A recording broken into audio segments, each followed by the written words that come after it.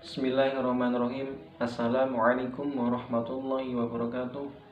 Alhamdulillahilladzi an'ama 'alaina wa hadana bi ni'matil iman wal islam. Wa nusalli wa nusallimu ala khairil anam. Asyhadu an la ilaha illallah wa asyhadu anna Muhammadan abduhu wa rasuluh.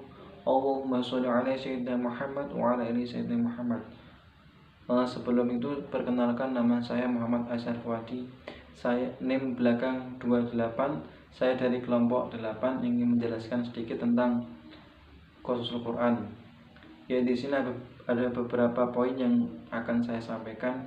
Yang pertama yaitu tentang pengertian dari Qasasul Quran. Yang kedua tentang macam-macam dari Qasasul Quran. Yang ketiga yaitu dalil-dalil tentang Qasasul Quran. Yang keempat, unsur-unsur atau pokok-pokok apa yang dibahas dalam Qasasul Quran. Yang kelima yaitu pandangan terhadap Qasasul Quran. Dan yang terakhir yaitu tentang hikmah atau manfaat yang dapat diambil dari Qasasul Quran. Ya, selanjutnya yaitu tentang pengertian dari Qasasul Quran. Perlu kita ketahui bahwa secara garis besar dalam Quran itu ada menyangkut beberapa hal. Yang pertama itu membahas tentang hukum-hukum, tentang syariah, tentang muamalah. Dan salah satunya yang akan kita bahas kali ini yaitu tentang Qasasul Quran atau kisah-kisah yang ada dalam Al-Quran. Sebenarnya perlu kita ketahui kalau kata qasas itu kan berasal dari bahasa Arab yang berarti kisah atau kejadian yang telah lampau. Jadi Allah itu di dalam Al-Quran menceritakan kisah-kisah yang terdahulu, baik yang baik atau yang buruk, yang nantinya dapat kita ambil pelajaran. Kalau yang baik dapat kita jadikan teladan, kalau yang buruk dapat kita hindari di masa mendatang. Banyak sekali di dalam Al-Quran menceritakan tentang kisah-kisah atau qasas. Seperti dalam surah Al-Imran, inna hadza lahuwal qasasul haq, bahwa kisah itu benar-benar hak, nyata.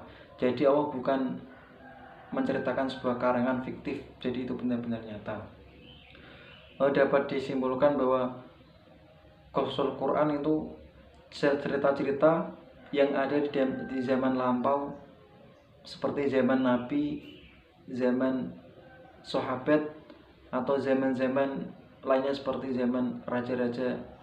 Itu benar-benar nyata, bukan karangan. Yang kedua yaitu macam-macam dari Qasasul Quran.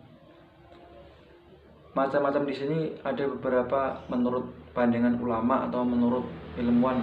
Yang pertama itu menurut Manal Konten itu yang pertama kisah yang terjadi di masa lampau, seperti kisah-kisah dalam surah Al-Kahfi.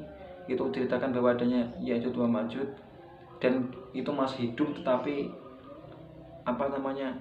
terbalangkala atau dipenjara di suatu daerah tertentu, namun akan dikeluarkan pada hari kiamat mendatang.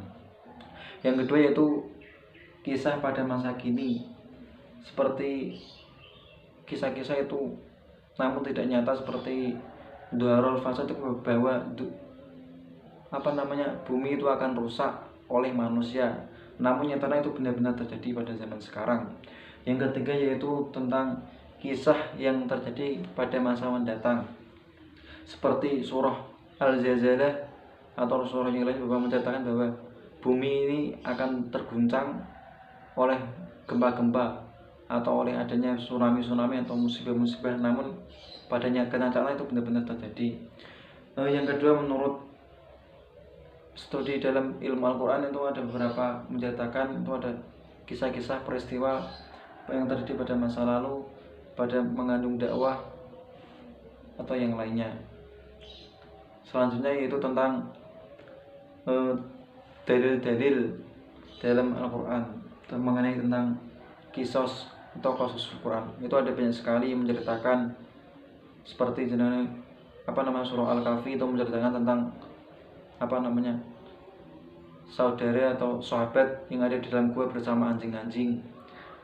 Selanjutnya itu tentang surah Luqman, terus menceritakan tentang Luqman dan anaknya, dan masih banyak lagi. Yang selanjutnya yaitu tentang unsur-unsur yang ada dalam Al-Quran. Sebenarnya itu apa saja yang diceritakan dalam Al-Quran itu menyangkut 3 hal. Yang pertama itu tokoh-tokohnya, yang kedua yaitu tentang makhluk, yang ketiga itu tentang orang. Itu orang-orang atau makhluknya seperti apa dapat disimpulkan atau disebutkan bahwa di dalam Al-Quran itu ada beberapa tokohnya, yaitu seperti yang pertama itu hewan.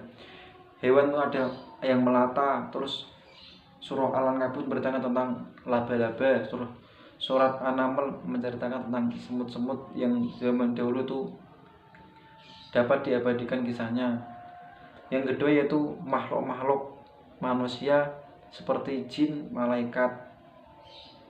Yang selanjutnya itu tokoh-tokoh yang dapat diambil teladannya seperti pada zaman Nabi, zaman sahabat-sahabat. Yang selanjutnya yaitu tentang peristiwa itu dapat dikatakan sebagai sebuah kisah atau yang dapat diambil nanti teladannya. Yang selanjutnya itu ada dialog-dialog atau percakapan-percakapan. Ya, di situ ada percakapan dari mulai percakapan iblis dengan malaikat, percakapan Allah dengan malaikat, percakapan Nabi Adam dengan yang lainnya seperti itu. Yang selanjutnya yaitu pandangan Qasasul Quran. Bagi orang musyrik atau orang kafir, pandangan dari Qasasul Quran itu mungkin mengabaikan atau acuh atau tidak peduli. Karena dari itu maka itu sangat tidak dapat diambil hikmah atau ibrahnya. Yang kedua yaitu menurut pandangan orang mukmin. Bagi orang mukmin atau orang yang beriman, Qasasul Quran itu sangat sangat berharga atau sangat penting karena dapat diambil hikmah atau ibrahnya, beriktibar dengan yang lainnya. Yang terakhir yaitu manfaat dari Qasasul Quran. Pada dasarnya Qasasul Quran itu dapat diambil manfaatnya seperti kita dapat mengantisipasi akan perilaku dari zaman orang terdahulu. Ada banyak sekali, seperti kalau yang baik itu dapat ditarik, dapat terus adanya, kalau yang buruk dapat tinggalkan. Sekian yang dapat saya sampaikan dari pengertian dari Qasasul Quran dan macam-macamnya. Kurang lebih mohon maaf. Wabillahi taufiq. Assalamualaikum warahmatullahi wabarakatuh.